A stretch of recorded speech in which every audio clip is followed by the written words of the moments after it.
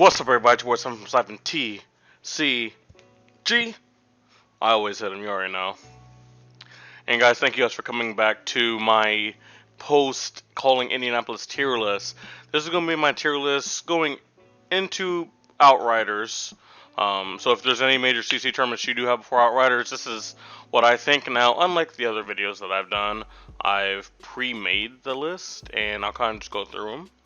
Because this eliminates me putting this here, putting this here, putting this here. So, before the video, I sat down, I was like, alright, what do I think the best decks are? In what order? And I did somewhat change up my philosophy with how I did the list. So, for what this is, I can make this bigger. Wow, I didn't even know that. So, easy clap tier, this is like, alright, if you play this deck, you already know you're in there to win. You have a good chance to win if you're a good player. Top 8, this is like, if you play this deck, I think you can fairly easy top 8, pretty consistently. Day 2, I think if you play this deck at a decently high level, you can day 2 without pretty much trying.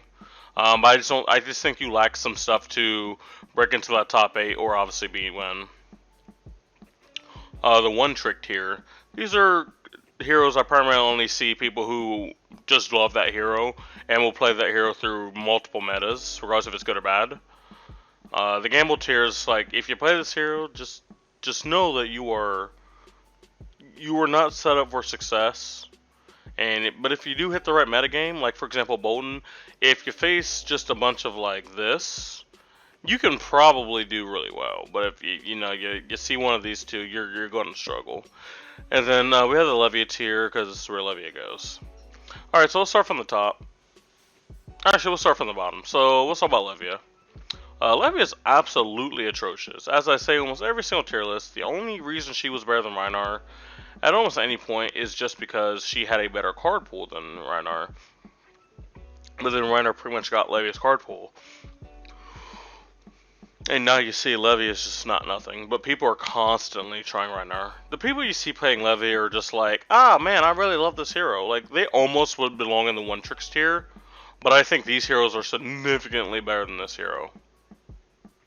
Now, you do have Manson and Textor build, which I do think might actually have some legs, because your mid to late game is fantastic, but you sacrifice a lot of early game, and I just think in this meta, like, you need to be able to do something early game.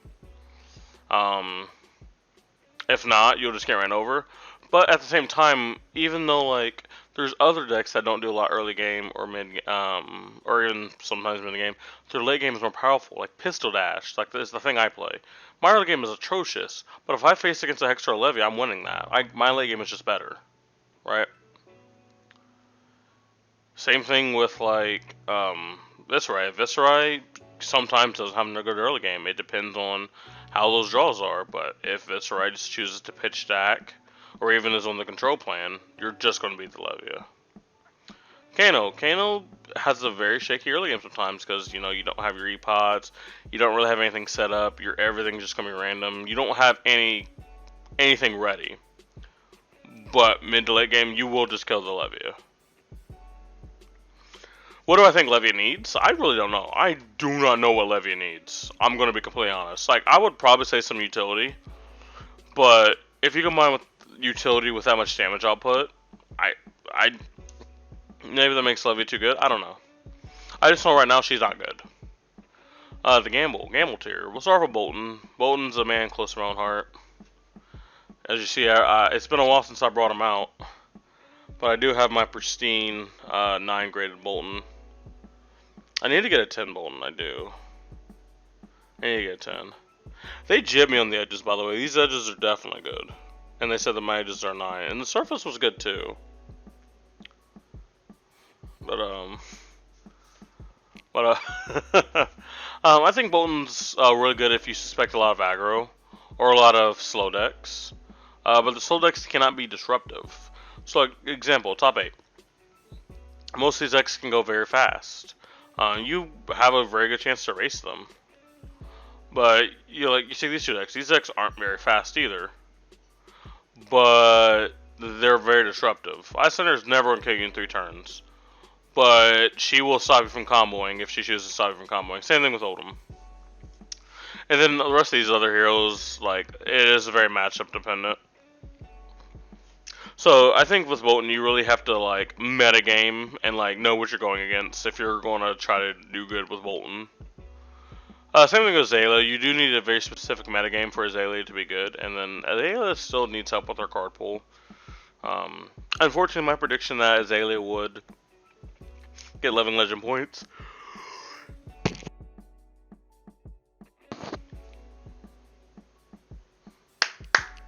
That Azalea would get 11 legend points in Outriders. It ended up being wrong. Oh, sorry. Wow. As you guys can see, I'm very tired.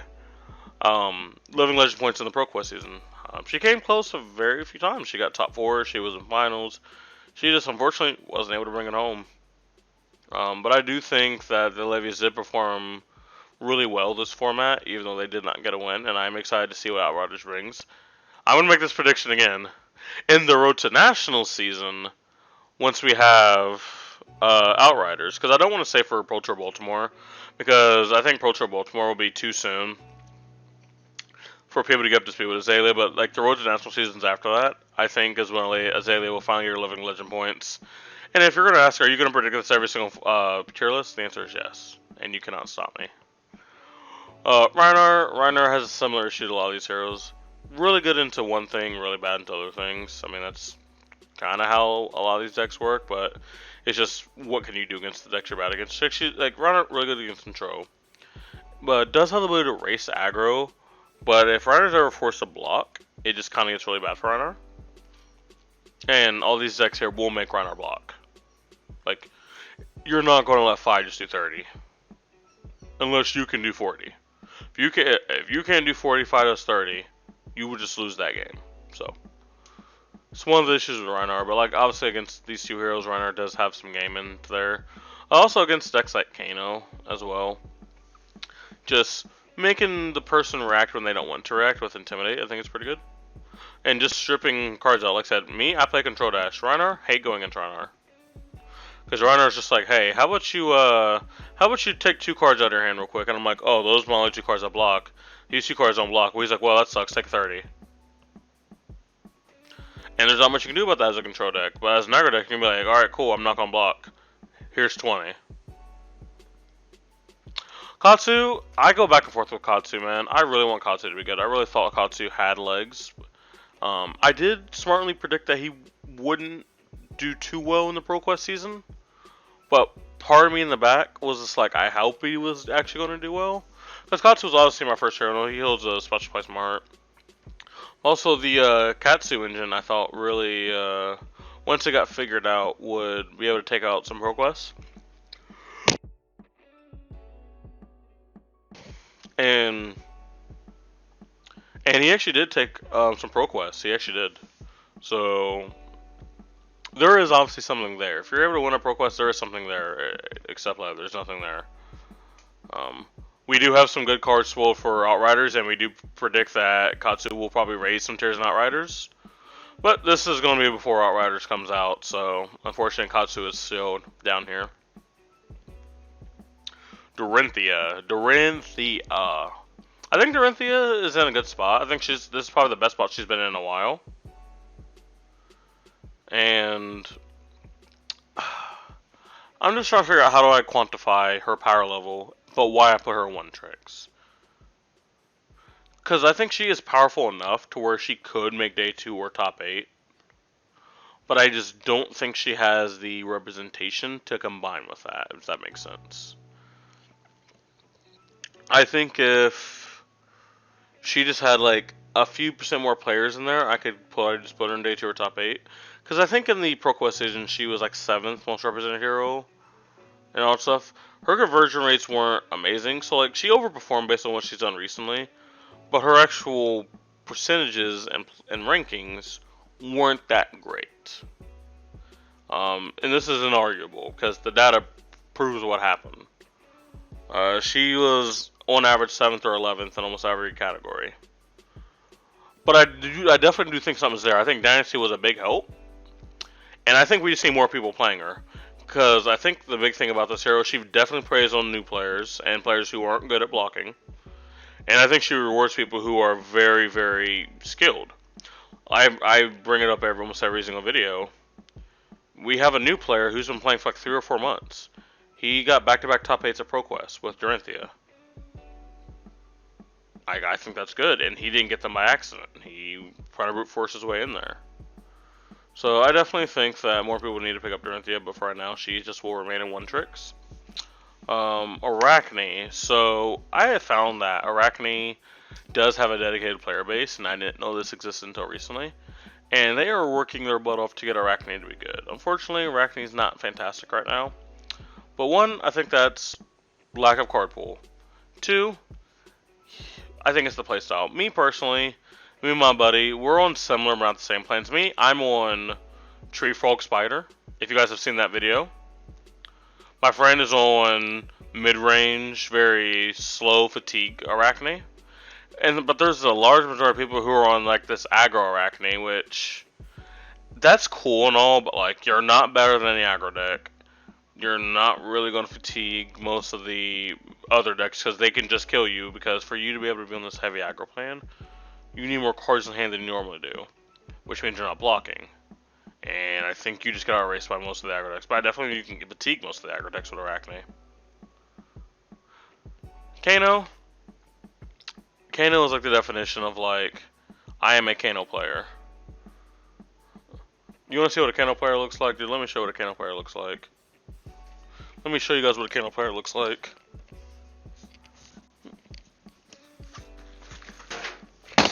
Oh, here we go. Let me show you live what a Kano player looks like.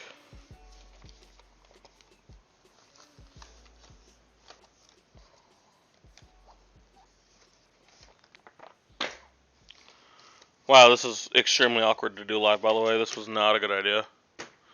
This was definitely not a good idea. Alright, we did it.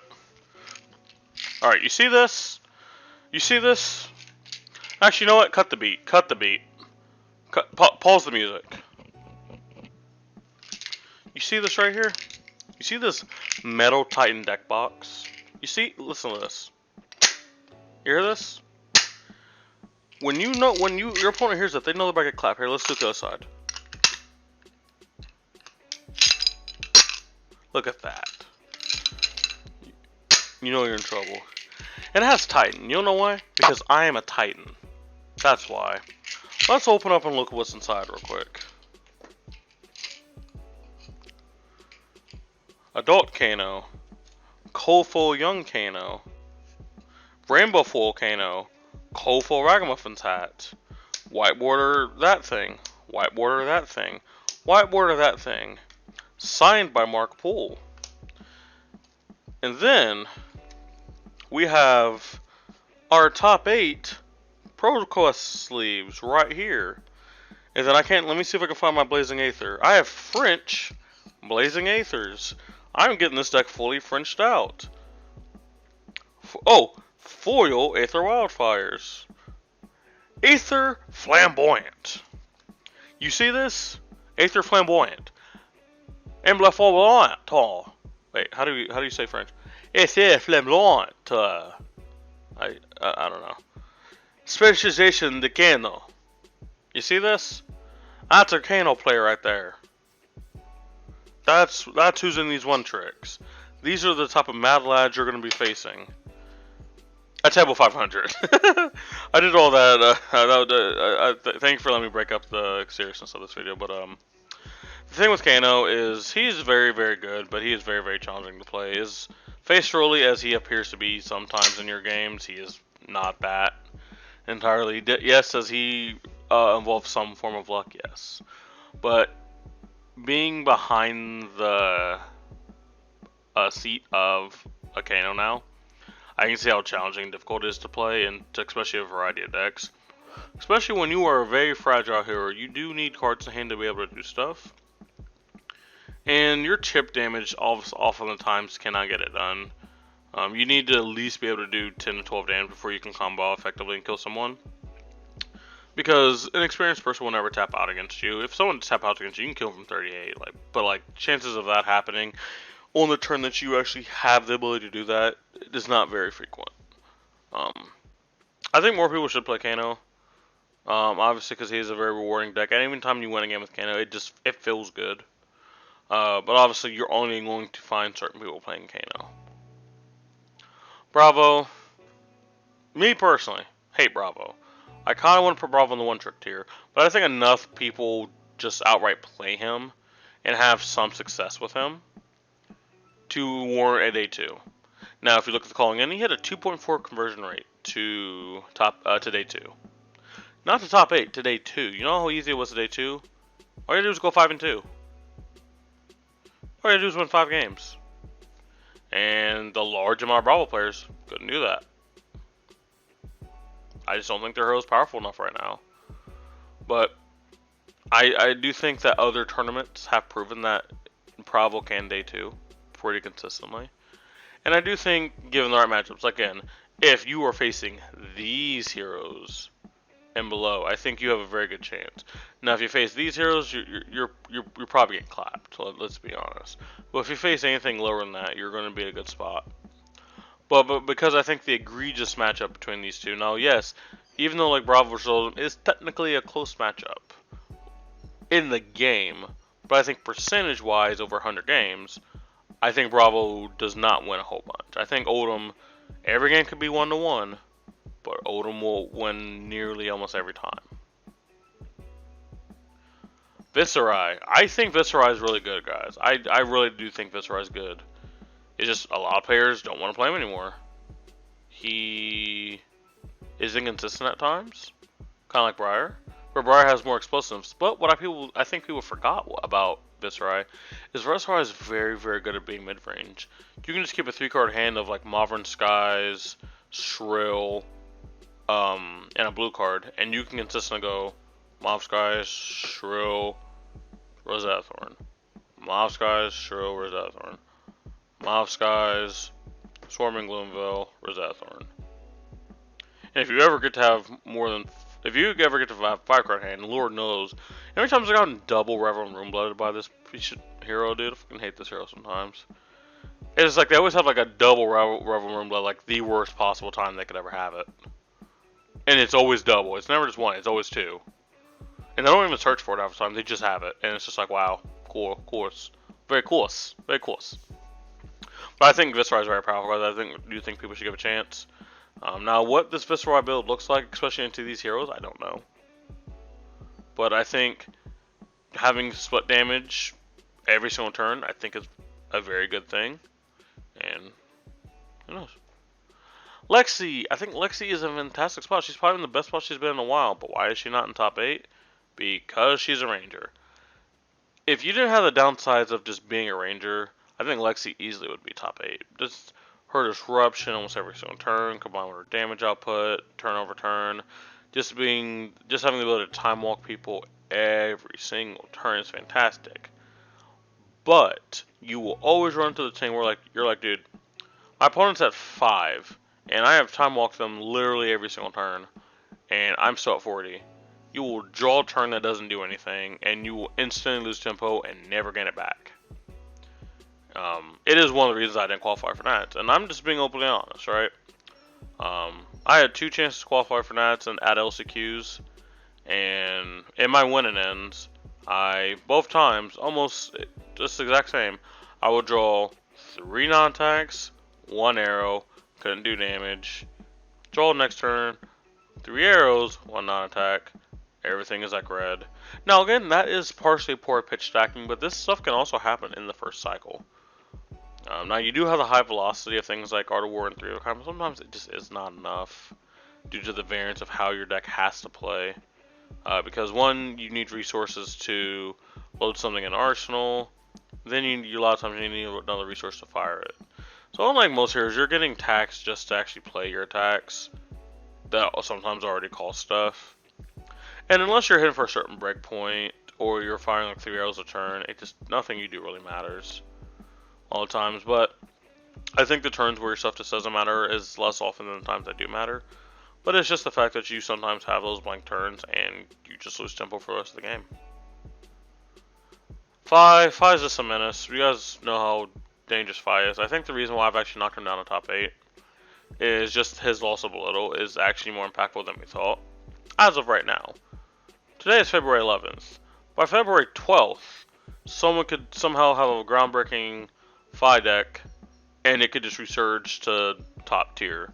It can be resistant to all of the ice decks and still have an easy game to like all these other decks. We just need to see that. But Fi is on like the very, very edge of top 8. Like, I almost still just put him in easy clap. I almost still did. Because I still think he's just fine. But we just need the data to prove it. Same thing with Briar. I do think Briar definitely need to get a buff from Fi being dumbed down and a little bit less disruption from the Ice Heroes. Now, if you were to ask me, Isaac, what do you truthfully think the best deck in the format is? I would always say Briar. Briar just has the ability to beat anyone at any point, and they have no say on it.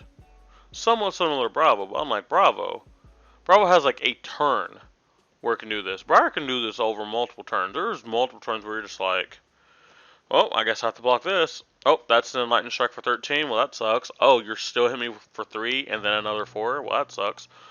Oh, it's Force of Nature, channel my heroic turn. Well, that sucks. I guess there goes my whole entire hand. Oh, they time walked me and did it again. Wow, that sucks. Briar just has the chance to time walk you, not through disruption, but just saying, give me your hand. Thank you. Give me your hand. He's like the TSA. Briar's like TSA. All right, show me your badge. All right, go through. All right, you're getting time walked. Okay, my turn again. You're getting time walked. Go again, just like that. I think Briar is very powerful. Again, we just need data to prove how powerful she is. Dromai has gotten a resurgence recently, and there's been multiple builds. Primarily the Redline build, but there's been a few Iris, and there's been more of the James Faulkner mid-range control style of Dromai. And I think all of them have very good matchups right now. I think, obviously, your Redline has its good matchups. Your Iris claps these two. I really want to explore Iris more, because I really think you can beat these two consistently. It's just, how do you fare consistently against the rest of these heroes? And honestly, you have your control version that just says, alright, I only have dragons, and we're going to...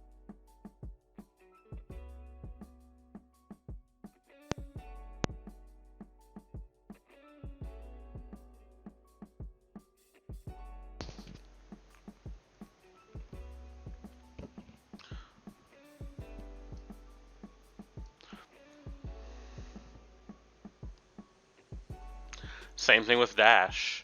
I think the really cool thing with Dash is she has multiple ways to be played. My preferred way to play her is control. We're going to sit here for 50 minutes, I'm going to pistol you to death, and we're going to figure out how long you can take 15. Then you have the hybrid says, dude, I can be an aggro deck when I need to be, I can be a very control mid-range deck when I need to be. You just tell me which one I need to be and how I beat you with it. The aggro says, alright, what's your life total? You're at 40. Here's 40. Damn, I didn't kill you. Alright, let's do this again. What's your life total? 40? Alright, let's do this again. And just can present that on a large majority of turns. But obviously the aggro version is very, very glass cannon. And to a lot of players, they don't like that. But a lot of players like the explosiveness of Dash. I definitely think that all versions of Dash are very viable in this meta. And people should play more Dash. Finally, we have the two Ice Heroes. I'm just going to kind of lump them in together. Odom has this new Healing Fatigue version, which I always thought should have been the correct version. Funny enough, the first version I ever built of Odom when I first started playing Flesh and Blood was actually very similar to what they're playing now. I didn't even know when it was Rogue System, so I was unironically playing Titan's Fist. And I was playing a lot of healing cards, I was playing a lot of earth cards. So I constantly prevent damage while blocking, and it was nice. I didn't win because I wasn't good, but it is kind of the style that Odoms are playing now. And I think it's a very good version. Now, is it a hard version to play? Yes. Is it a very boring version to play? Yes. Does it go to time every single round? Yes. But then that kind of goes down to like your ability to understand your deck and your opponent's deck and play at a reasonable pace. You cannot force your opponent to go faster. You cannot control their actions, but you can control your actions. So going as fast as you possibly can, being efficient as you possibly can, is what's needed here. Icelander literally doesn't matter. People will say, well, Icelander only did good because it was Michael Hampton. Did we forget Majin Bay top 8'd? Did we forget all the Icelanders at the top tables? Did we just forget all that and just focus on Michael Hampton? I like Michael Hampton too, but that doesn't take away from like all the other good Icelander players. And the fact that this deck is just powerful. It is just unfair in the hands of Michael Hamilton. But we can see he's actually beatable. It is not because Michael Hampton the deck is impossible to beat. We've seen Matt Rogers in the Glass column beat him with Dash, a very aggro version of Dash. It's possible to beat. Now that's not really talking about the power level. I just wanted to put that as a PSA. People saying like the only reason why Icelander is winning is because Michael Hampton playing it. You replace Michael like Majin Bay. Majin Bay got top 4, and I easily could have seen him winning that calling. Because I believe he beat Michael Hampton Icelander Mirror at the last Goliath calling it. And he beat Tark Patel in top 8, and he narrowly lost to an Oldham in top 4. Majin Bay is just as good. You have people like Roger Brody, fantastic. Alexander Vore, fantastic. Like you have good other Iceland players, other than Michael Hamilton. It's just this hero is probably the most rewarding when it comes to player skill. If you play absolutely perfect and fantastic, I think this has the highest EV in the whole entire game, the highest return value. So like if you are a person that wants to find a deck to grind with, Icelander I think is your pick. If you enjoy that style, some people don't enjoy that style. Some people just like to go face, that's why there's decks like Fire, there's decks like Dash, there's decks like Briar. But if you really want to play that mid-range control style, you have a hero right here for you. Same thing goes if you really want to play like that blue-white control style, you have If you want to play that Jeskai control style, you have Icelander. And I think these two heroes are going to be at the top of the table. I don't think it's going to change anytime soon. If you guys enjoyed this video, make sure you guys like, favorite, subscribe, comment down below what you guys want to see next. It's been your boy Simon from TCG. I'll see you guys next time. Peace!